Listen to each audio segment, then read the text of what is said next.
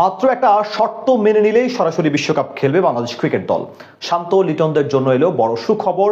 আইসিসির কাছ থেকে এবার মন ভালো করার মতো সংবাদ পেল টিম টাইগার্স।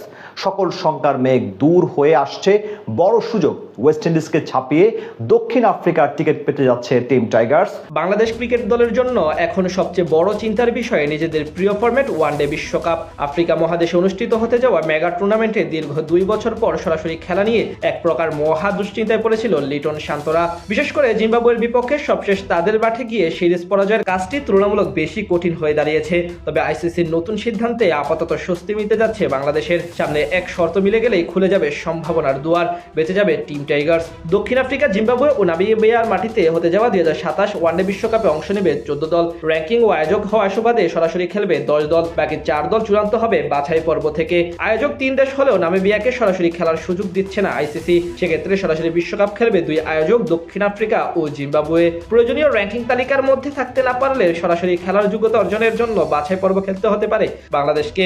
গতবার বাছাই পর্ব খেললেও বিশ্বকাপে খেলার যোগ্যতা অর্জনে ব্যর্থ হয় দুবারের চ্যাম্পিয়ন ওয়েস্ট ইন্ডিজ। বর্তমানে বাংলাদেশের অবস্থান র্যাঙ্কিং এর 9 নম্বরে। স্বাগতিক দক্ষিণ আফ্রিকা যদি সেরা 8-এর মধ্যে থাকে তাহলে বাংলাদেশ এখান থেকে সরাসরি কোয়ালিফাই করার সুযোগ পাবে। তবে তাদের নিচে থাকা ওয়েস্ট ইন্ডিজকে নিয়ে ভাবতে হচ্ছে। ক্যারিবীয়দের সাথে টাইগারদের পয়েন্টের ব্যবধান এখন মাত্র 6।